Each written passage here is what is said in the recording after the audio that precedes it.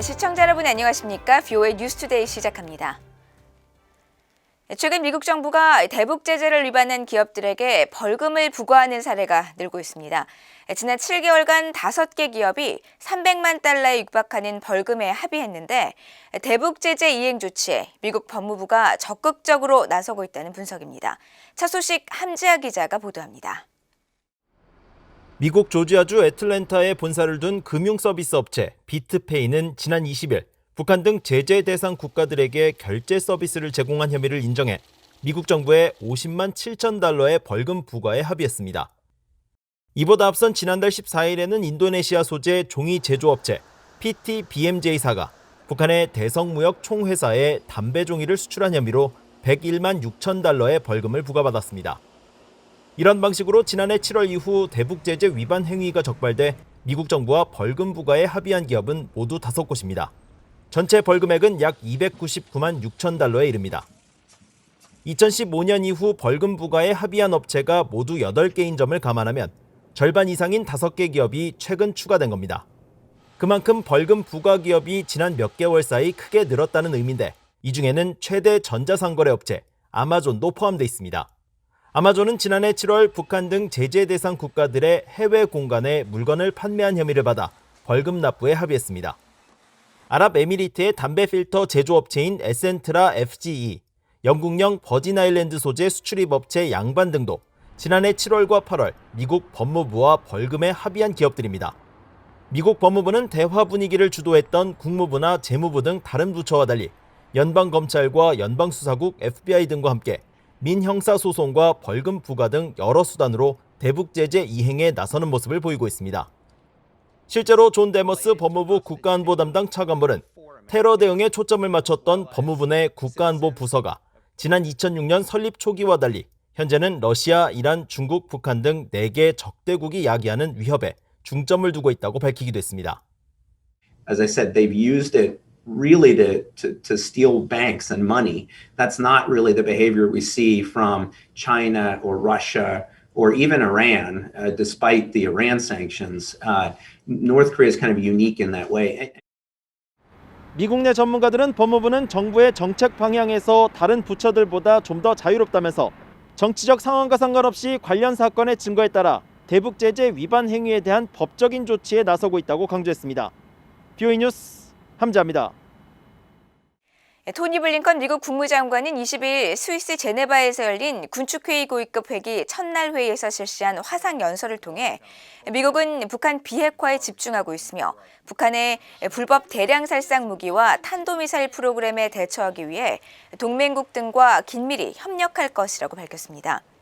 블링컨 장관은 또 조 바이든 대통령이 미국은 대량 살상 무기의 위협을 줄이고 궁극적으로 제거해야 하는 국가 안보상의 필요와 도덕적 책임이 있음을 분명히 했으며 취임 2주일 만에 미국과 러시아가 신전략무기 감축 조약을 5년 연장하는 데 합의하면서 두 나라와 세계가 더 안전해졌다고 말하고 이는 시작에 불과하다고 설명했습니다. 이어 중국의 도발적이고 위험한 무기 개발 프로그램과 관련한 투명성 확대를 요구할 것이며 중국의 핵무기로 인한 위협을 줄이기 위한 노력도 계속할 것이라고 밝혔습니다. 한편 회의에 참석한 하이코 마스 독일 외무장관도 북한은 계속 핵과 미사일 프로그램을 강화하고 있다고 지적하고 국제사회가 북한의 핵 확산을 막기 위해 함께 노력해야 한다고 말했으며 와쇼에이치로 일본 외무성 부상도 완전하고 검증 가능하며 되돌릴 수 없는 북한의 대량 살상 무기와 탄도미사일 폐기를 위해 유엔 안보리 결의의 전면적 이행이 필수적이라고 강조했습니다. 최근 미국 법무부가 수십억 달러의 현금과 가상화폐를 가로채려고 한 북한 해커 3명을 기소한 사실을 밝히면서 아프리카 나이지리아의 남성이 이들과 공모했다고 지적했습니다. 그런데 이 남성은 알고 보니 전문적으로 이메일 피싱 등을 통해 국제금융기관 등에서 수억 달러를 훔치려 한 혐의로 이미 기소된 것으로 확인됐습니다. 오택성 기자가 보도합니다. 보랏빛 명품 가운을 걸친 한 흑인 남성이 한 대당 수십만 달러가 넘는 고가 자동차 롤스로이스와 벤틀리 사이에서 포즈를 취하고 있습니다. 이번엔 전용기에 올라탄 이 남성이 역시 명품 가운을 덮은 채 잡지를 읽고 있습니다. 소셜미디어 인스타그램에 허쉬퍼피라는 계정으로 팔로워 수만 250만 명에 달하는 이 남성은 나이지리아 국적의 30대 라몬 올롤루누아 아바스입니다. 540개에 달하는 게시글과 사진엔 빠짐없이 명품, 의류와 시계, 비싼 차들이 끊임없이 등장합니다. 지난 17일 미국 법무부는 북한 해커 3명을 기소했다고 밝히면서 아바스가 지난 2019년 2월 북한 해커가 몰타은행에서 사이버 범죄로 훔친 자금을 세탁하는 것을 공모했다고 밝혔습니다. 아바스의 범죄 혐의는 북한 해커의 돈 세탁 지원뿐만이 아닙니다. 그는 이미 지난해 6월 다른 혐의로 두바이 경찰에 체포됐습니다. After months of investigating and hours of monitoring the gang's social media accounts, a team of highly trained Dubai police officers were able to confirm the gang's whereabouts and fraudulent activities. Dubai police have also found that the gang specialised in hacking corporate emails and sending fake messages to clients in order to redirect financial transfers and people's bank details to their own accounts. 아바스는 두바이 당국에 체포된 뒤 곧바로 미국으로 송환됐는데 미국 검찰은 지난해 7월 아바스가 전문적으로 구사하는 기업 이메일 침해 수법, 즉 BEC의 구체적인 범행 사례를 공개했습니다. 이에 따르면 아바스 일행은 지난 2019년 미국 뉴욕주의 한 법률회사 직원의 고객을 사칭하는 메일을 보내 92만 3천 달러를 자신들이 관리하는 계좌로 보내도록 한 뒤 이를 가로챘으며 같은 해 한 국제금융기관으로부터 1,470만 달러를 빼돌려 돈 세탁을 하려고 시도했습니다. 이들은 더 나아가 세계 최대 축구 시장인 잉글랜드 프리미어리그의 한 팀을 상대로 1억 4천만 달러를 빼돌리려고 시도했다고 미국 검찰이 밝혔습니다. 아바스 사건을 담당 중인 캘리포니아 검찰은 해당 혐의가 모두 유죄로 인정될 경우 최대 20년의 징역형을 선고받고 연방교도소에 수감될 것이라고 밝혔습니다. VOA 뉴스 오택성입니다. 프랑스 해군 구축함이 대북 감시 활동에 투입됐다고 일본 정부가 밝혔습니다.